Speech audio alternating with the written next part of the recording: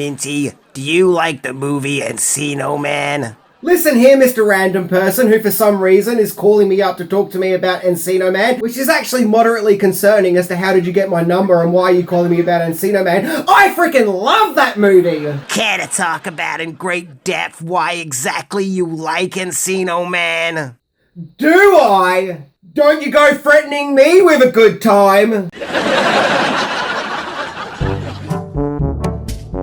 Released in 1992, Encino Man is a cool, hip comedy movie about two unpopular guys from school who find a buried frozen caveman, where the caveman is thawed out of the ice and finds himself in a strange new world. Dave and Stoney, played by Sean Astin and Paulie Shaw, take this strange man who they call Link, played by Brandon Fraser, under their wing and try to teach him the ways of early 1990s California, where they hope this wacky, unlikely friendship can help them to gain some high school popularity. In this fun movie, which, like Link itself, is very much a product of its time, frozen and preserved for us all to look back upon now and just see how different things were back then, where the caveman legend is given an early 1990s kinetic MTV spin.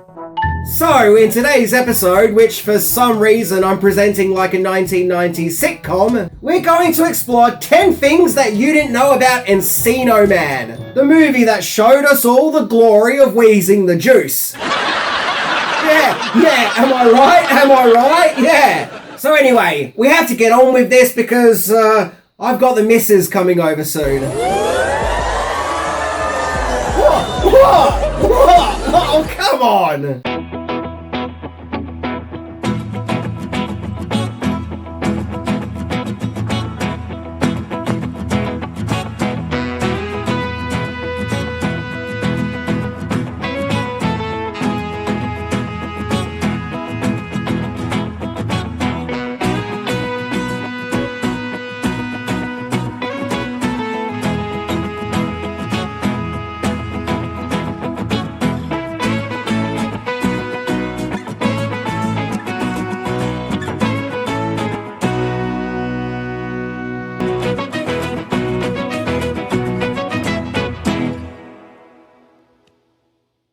Number 10, Encino Man was made at a super speed pace by two documentary filmmakers who knew they could make it big if only someone believed in them.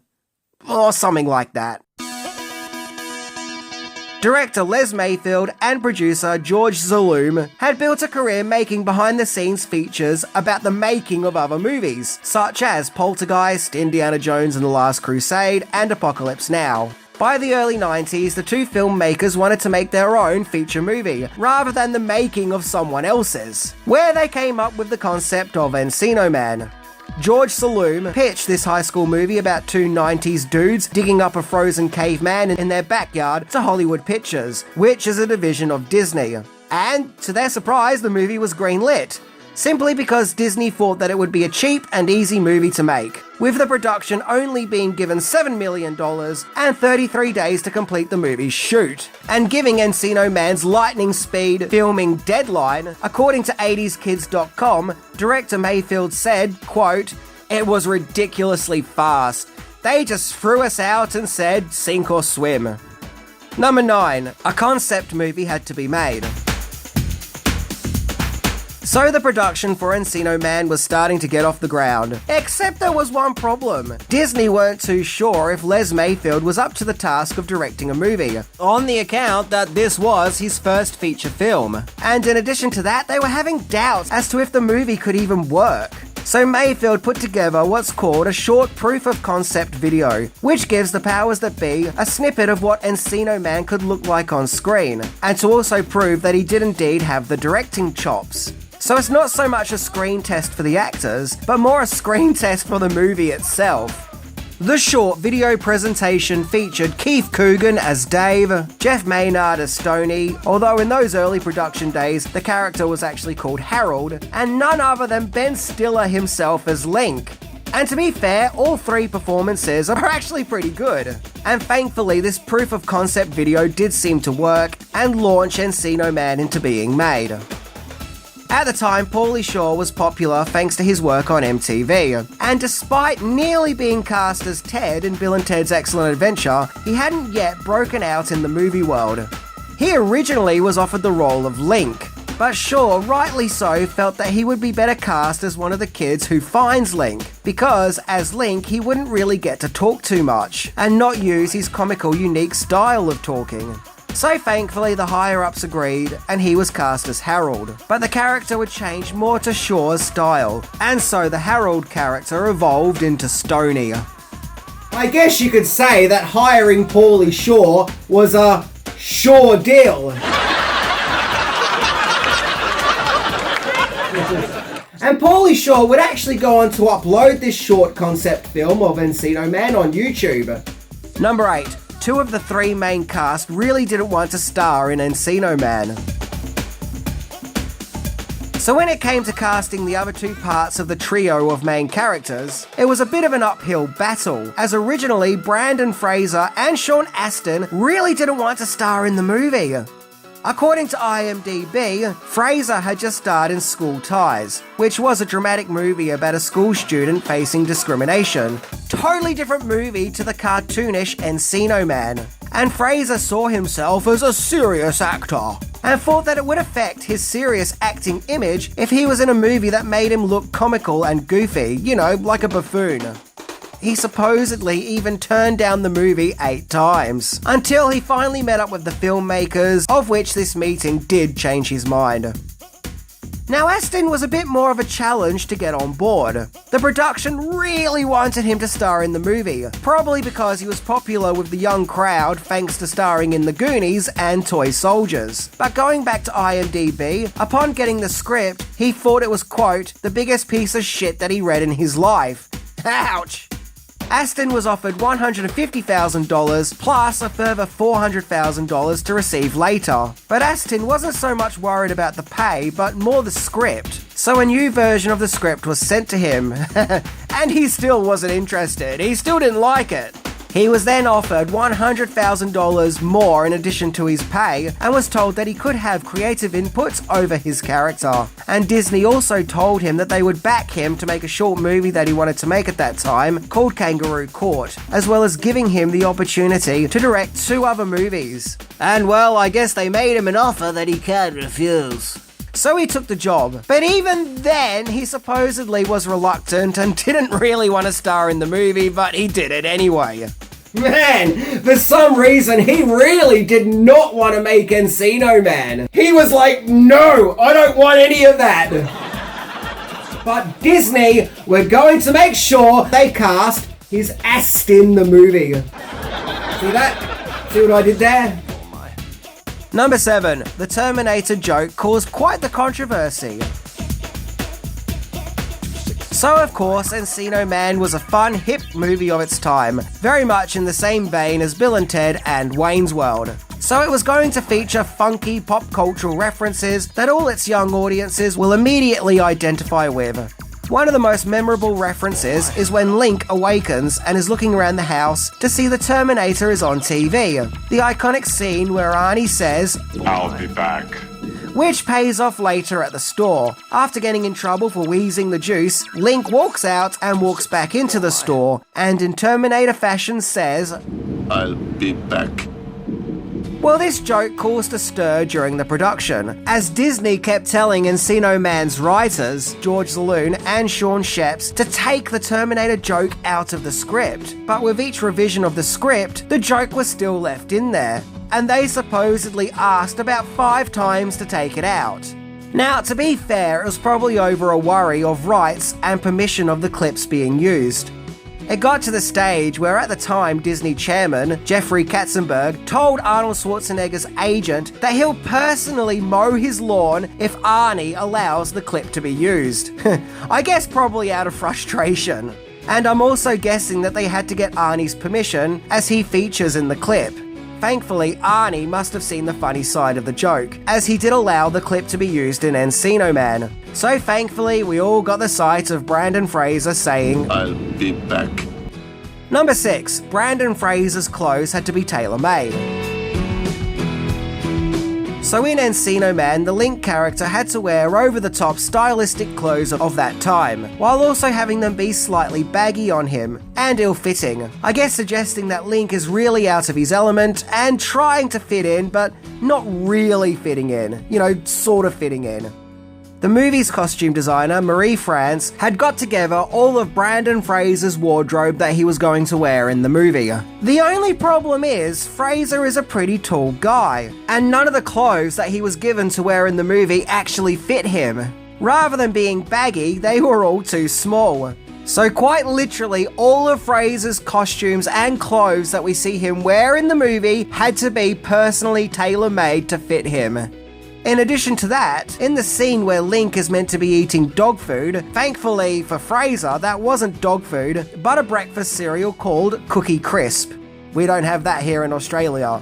And in the scene where Link eats bath beads while having his makeover, now they were actually real bath beads, but Fraser thankfully got to spit them out after the take. And if all this sounds crazy, for his audition for Encino Man, Fraser had to wrestle with a plant. And well, I guess Disney must have really loved his plant-based brawl. Now that's the kind of fight scene that really is branching out. Number 5, Encino Man is a Goonies reunion. So as we all know, Encino Man features Sean Astin, who is best known to over 40-year-olds as Mikey from the Goonies, and Lord of the Rings to those who are under the age of 40. So it's fun seeing him in another wacky adventure. However, Encino Man actually features 2 Goonies, the other being Ke Huy Quan, who of course played Data in the Goonies, and Kim, the computer club president in Encino Man, making Encino Man the only movie to feature more than one Goonie cast member. What also makes Ke Huy Quan's casting in Encino Man stand out even more is that recently both Fraser and Huy Quan won Oscars, with both their careers having a renaissance, and they both seem to be really good friends. Interestingly, going back to the Goonies connection, I can remember when Encino Man was being broadcast on Australian TV for the first time, in the early 90s, and the Australian announcer who did the voiceover for the advert of the broadcast actually made it sound like a Goonies sequel. He said something to the effect of, "Hey, what happens when 2 Goonies find the caveman in their backyard? Well, watch Encino Man on Sunday night." Seriously, anyone else remember this early 90s Australian TV spot? So I watched Encino Man thinking that it was a sequel to the Goonies. And yes, it had Sean Astin, and he most definitely was a Goonie. No arguments there. But Paulie Shaw confused me. My 9-year-old self was like, hey, he wasn't one of the Goonies. Unless this is Chunk all grown up and slimmed down. I mean, after all, Stoney did like his food. Yeah, that was my 9-year-old logic. Number 4, alternative title.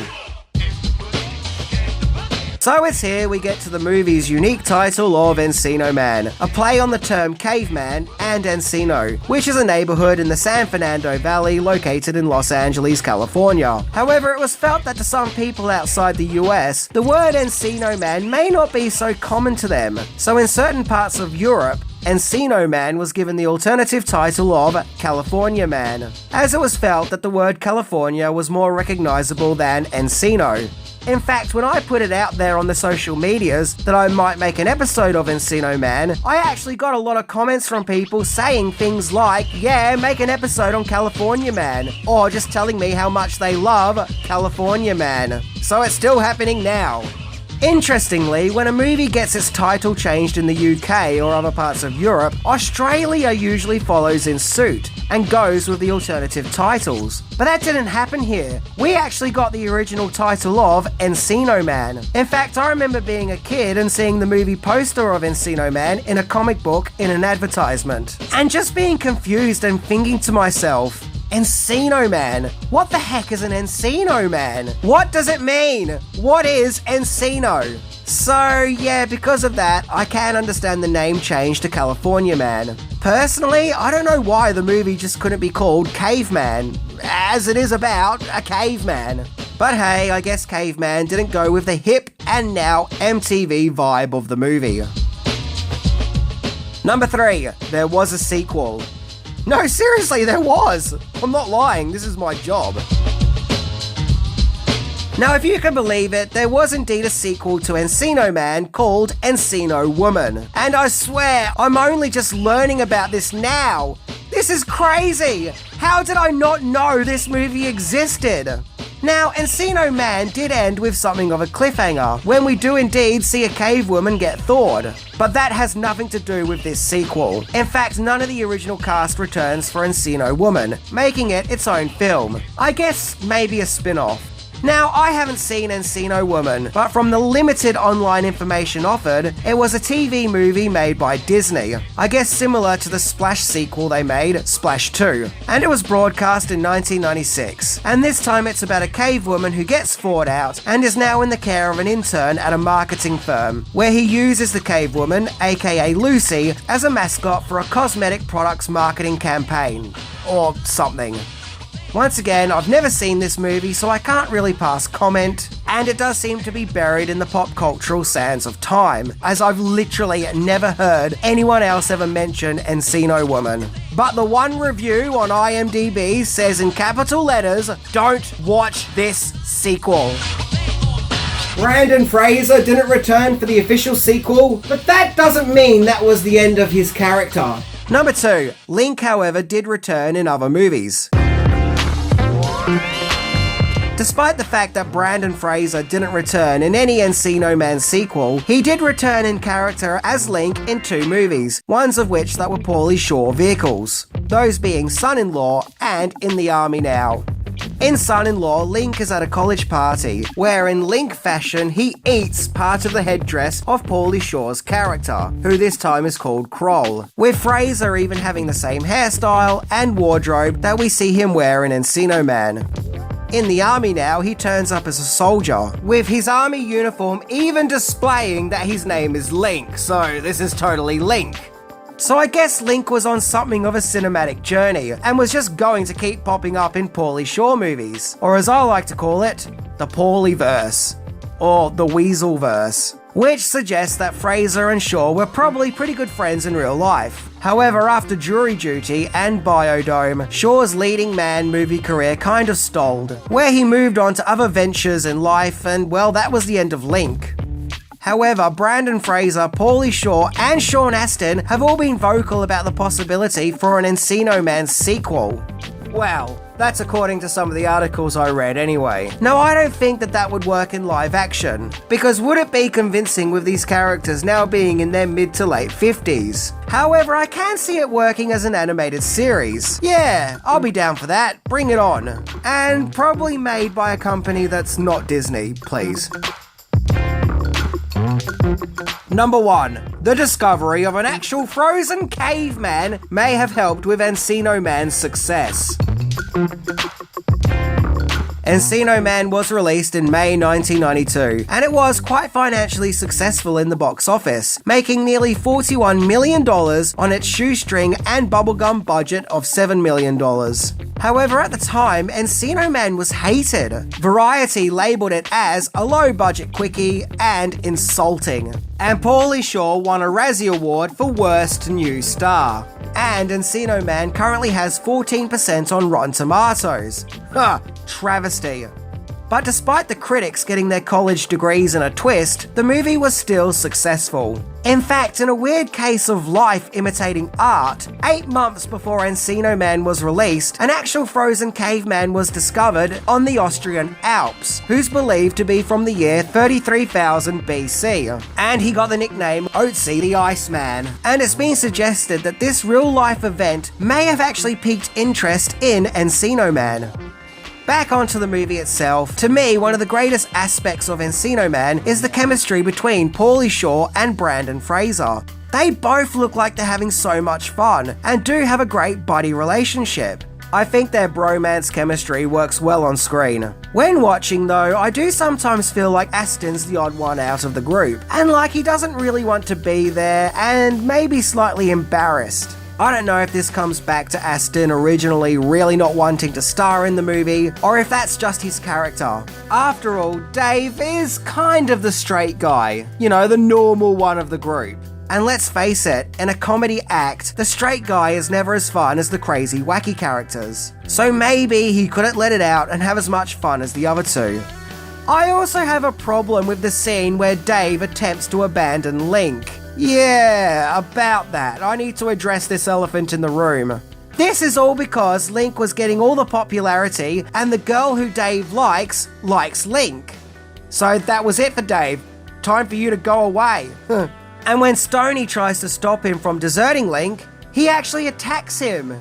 Now I do appreciate that this actually is a really dramatic scene, which emotionally does elevate Encino Man, and this scene is actually really well acted by all three actors here. Not a complaint on the acting. But to me though, it did make Dave come across as petty and cruel.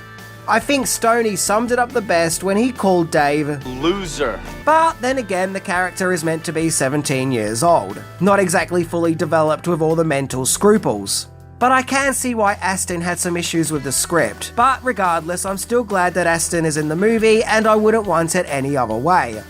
Without a doubt, Encino Man has gone on to become a beloved cult classic, a joyful piece of cinematic cotton candy for all those who grew up watching it and wanting to go on a trip down memory lane. So maybe it's time to dust off your old copies of Encino Man and give it another viewing.